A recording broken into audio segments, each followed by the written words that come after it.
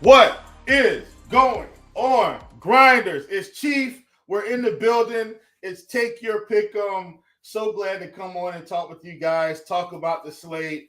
Today is a very special day for those of you that have been hanging out in the prop shop. We've got one of our own coming on live, bringing them into studio right now. Ladies and gentlemen, all the way from the prop shop, Mike Antonelli, a.k.a. Mr. Papa Giorgio. Papa, what's going on, brother? What's up, Chief? How you doing? Thanks for having me on. I'm really looking forward to this. It's going to be fun. Yeah, man. Should be a fun one.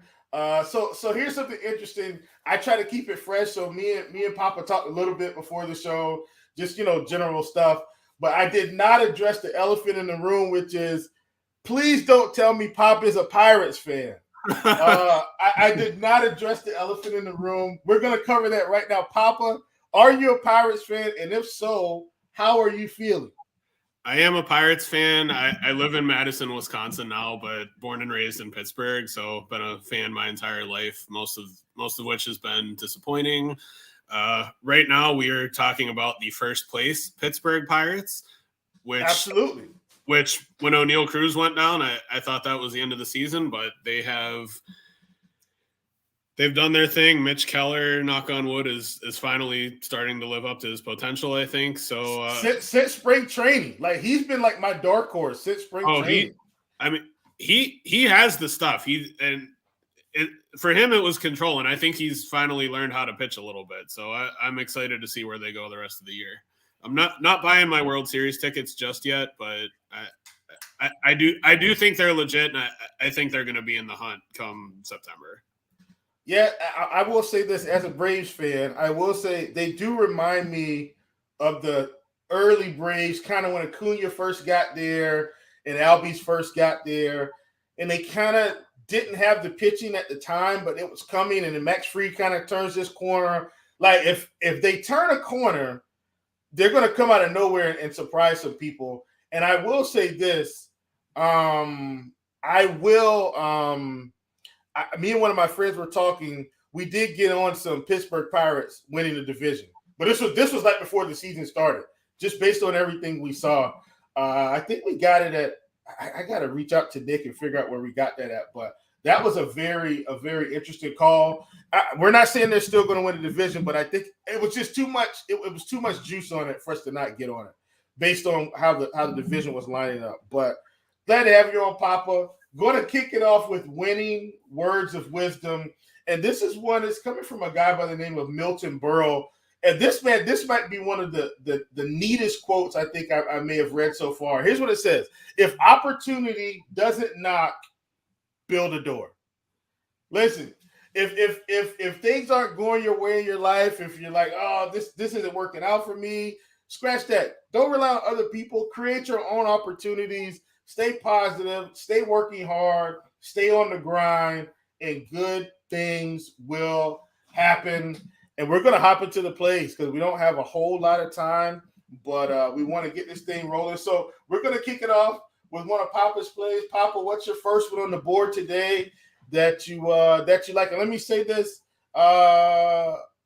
where's my man at with the Elizabeth? Yes, Elizabeth. I gotta talk to Elizabeth. We got to get her some merch for calling out Luke Weaver case. Elizabeth, hit me up in the prop shop or hit me up on Twitter at Chief Justice 06, and we will get some merch out to your home. Please do that for me. Good call on Luke Weaver case. All right, Papa, first one of the day. Where we're going? All right, first one, and I should address this before I get in. I see a comment in the chat. I am not officially endorsing any strikeout props under against the Rockies. They cannot hit water from a boat, so I am done with them. Gosh. If you want to play it, the bat does like Perez under a little bit. If you want to play it, you can. I personally am just going to watch and save my sanity. Yeah, please. My top play on the board, and I think it bumped down to 4.5 on PrizePicks, but Medina under 5Ks versus Seattle. And like I told Chief before the show, this one is entirely dependent on whether or not I stack the Mariners in DFS. If I do, Julio Rodriguez will strike out 4 times and Medina will go over. But as long as I manage to stay away from them, then I think Medina will be good under 5Ks. The bat had him around, I think, 4.14. Seattle's a good offense. They've definitely underperformed at times this year, but as long as nothing fluky happens, Medina under 5 definitely on the board. Yeah, I like that call. I think we had someone catch it early on another site at 5.5, which was incredible. Can't name that site because it's not a pick'em site, but that was incredible. I will say Medina was still at 5 on Vivid the last I checked, and so I did get some under 5 on Vivid. Love the call on Medina, especially he's been okay to righties, but lefties, man, 15% K rate, 9% walk rate. He's pretty much 2 or 3 bad pitches away from getting destroyed every inning. Like if he walks one too many guys, this is a team that does have a couple of guys that can hit for sure. I'm assuming he's not going to strike out Crawford in France today. I'm always going to assume Julio gives him one. Kalinic's got the power. Like what we need them to do is knock Medina around early, and if they do that, I think he comes out. So love that call on Medina. That's one that I was on as well. And then Papa, we'll do brief interview segments in between the plays. How long have you been in DFS? I think people in the shop know that, man, during NFL season, we had Papa's taxes that he's got to pay, and MMA rolled around, and now Papa's got to pay more taxes. How long have you been in DFS? And then how long have you been kind of doing the pick'em thing, the pick'em DFS rather? Yeah, so DFS, I think probably started around 2014 or so. I started about the same time.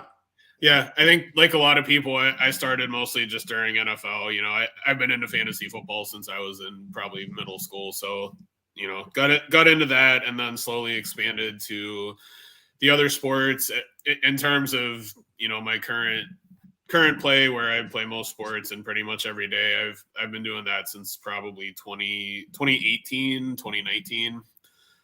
And then I got into props a little over a year ago, and I think what I really like about props is, DFS, like you said, I did have a little tax problem last year, which is a good problem to have. And I'm probably gonna have another one next year thanks to UFC, but DFS is tough, and especially what I play, which is mostly the higher dollar, smaller field stuff. You're playing against the best of the best there, and usually at the end of the year, I have 4 or 5 days that I'm really, really happy at the end, and the rest of it's either hanging on for a min cash or losing. So, it's definitely not consistent, but with props, there's more consistency, and obviously everything doesn't win every day. But if you're following a good process, making plus EV plays, getting good lines on the sites, yeah, you'll have some bad weeks, but even month to month, you're gonna see a lot more consistent profit than you do with DFS over the shorter term. Yeah, for sure. And I'm glad you mentioned that because I actually just had a talk with my fiance about that this morning, and we were just kind of talking. I was like, man, I said I think I may want to play a little bit more FanDuel and DraftKings for MLB now that things are kind of about to settle in.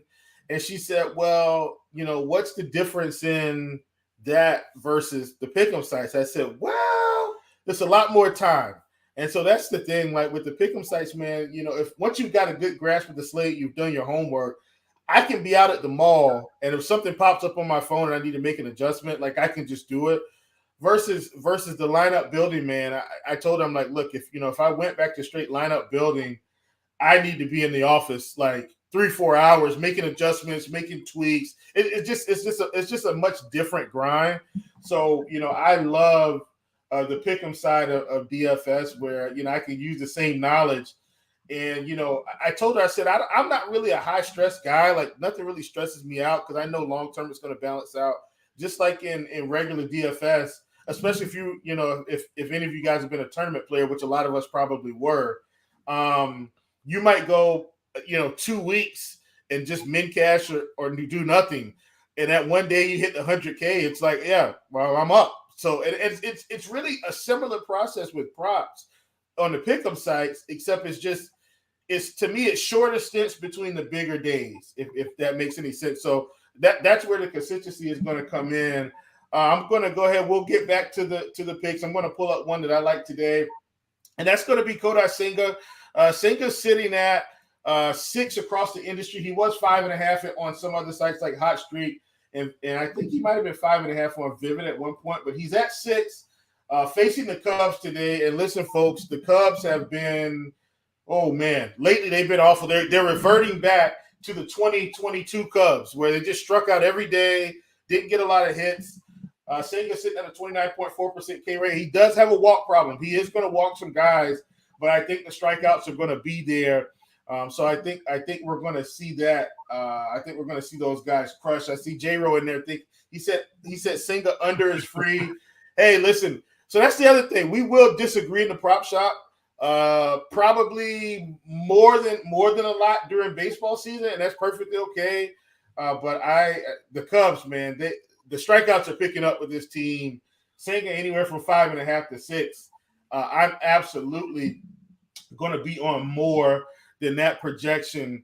And so, folks, it is summertime. You need to go ahead and get you some sunglasses. Head on over to Shady Rays. Our friends at Shady Rays have you covered from the sun to the slopes with premium polarized shades, customizable snow goggles, and so much more. Shady Rays is an independent sunglasses company that offers a world-class product that's just as good as any expensive pair you've worn. Durable frames and extremely clear optics for outdoor adventures. That's not all, folks. Shady Rays offers the most insane protection plan of any sunglasses company in the industry, and is backed by a lost and broken replacement policy. If you lose or break your pair, even on day one, they told us they will send you a brand new pair, no questions asked. Wear your Shady Rays with confidence because they have your back long after the initial purchase. With Shady Rays, you can look good and feel good. And not only are they making you feel good, they're helping out your local community. To date, they have donated over $20 million in meals to fight hunger with Feeding America. If you don't love them, exchange for a new pair or return them for free within the first 30 days. There's no risk when you shop with Shady Rays, the team that always have your back. For those of you that are listening, exclusively for the listeners, Shady Rays, go to shadyrays.com, use promo code RotoGrinders, get 50% off your first 2 pair of polarized sunglasses. Try it for yourself. The shades that are rated 5 stars by over 200,000 people. All right, my brother, Mike, Mr. Papa Giorgio, we're going to our next one. What's the next one we want to tee up off your list, my brother? All right, Chief, real quick, shout out to Trip in the chat. He has announced some breaking news. Juan Soto has gone to the San Diego Padres. Trip! Shout out to Trip. Oh, my goodness. You know what? Trip is Elizabeth. Elizabeth is Trip. Trip, what's up, bro? Good to see you, man. Trip, we miss you in the shop, man. All right, my next play, and I really like this one. I think he's 11. He's either 10.5 or 11 on Underdog. But Yordan Alvarez over 9 fantasy points on PrizePicks. Oh, yeah. Like I said, I live in Wisconsin, so I watch a lot of the Brewers games. I'm in their TV market, and some of it maybe was Corbin Burns being bad last night, but the ball just really seemed to be flying in Milwaukee. The Brewers are starting Colin Ray tonight. They've got a lot of injuries to their pitching staff. We all know Yordan is an absolute beast, so I really like him to probably homer tonight, but if not, at least get a couple hits or get a double with some guys on base. So I think Yordan over 9 is going to be good. And then another one on PrizePicks, and this is a little bit more of a gut play, but I'm going to take Brian Reynolds for my beloved Pirates under 6.5 fantasy points. They're facing Eovaldi. I like it. They're facing Eovaldi tonight. For those of us that play DFS, we know that he can be a little bit of a nightmare to roster at times, somewhat inconsistent, but he's been pretty good this year. I really like him in general tonight to kind of shut the Pirates down. So I'm going to take Reynolds under 6.5, unless he gets a big hit or drives in a bunch of guys. I don't think he's going to clear that number. Love it. Love it. Talking about Reynolds going under. One of the things about Eovaldi too, man, a heavier ground ball guy than most people think, sitting at 51.6% overall on the season. Reynolds is going to be from the left side of the plate, but still at 48%. And he's really – Eovaldi's not giving up really not giving up high ISO numbers either. 109 ISO to lefties, 218 WOBA. But like, he's been really good this year, especially when they started out saying that they were kind of going to limit him and DeGrom. Like, Eovaldi's pretty much been their ace with DeGrom on the shelf. Love that call. So, just to kind of give you a recap on those, we got Alvarez in Milwaukee over his fantasy point projection on both sites. And then we've got Brian Reynolds under his projection on PrizePicks at 6.5. Going to come up on my last one, and then we'll close this thing out. And this one, look, this guy has been really good this season. And I don't know if people have taken notice, but we're going out to Minnesota. And it's Sonny Gray, folks, facing the San Francisco Giants. They have the power, but my God, the K rates, 23% for Estrada, 26% for Yaz, 25% for JD, 23% for Conforto. Mitch Haniger, I do think this is going to turn for Haniger, but him sitting at 32.7% is incredible. Sable at 33%, Schmidt at 20, Crawford at 26.5%. And Sonny Gray's been really good this year. 29.6% K rate, 3.57 xFIP, and has had the strikeouts to the right side of the plate like crazy. Lefties hasn't been as good, but I'm really not sweating it with these high K rates that we're going to see from the San Francisco Giants. So glad Papa came on. Going to give you a quick recap of the Papa plays. Papa's taking Medina less than 5 strikeouts. He's taking Jordan more than his fantasy point projection on both sites. And then he's got Brian Reynolds less than 6.5. And then in terms of the plays for me, we've got Senga at 6 strikeouts. We're going more than his projection. And then we've got 6 strikeouts from Sonny Gray, more than his projection. Mike, do you want to say anything to the people, say anything to the shop before we close this thing out? Yeah, just thanks everybody for tuning in. Hope everybody has a nice day, a profitable day, lots of green, hopefully very little red on our screens at the end of the night. Yes, sir. And that's going to wrap up Take Your Pick'em for today. I'm Chief. That was Mike, a.k.a. Mr. Papa Giorgio. We're leaving out of the building. Come in with your pockets empty. Leave with your pockets full. We'll see you tomorrow.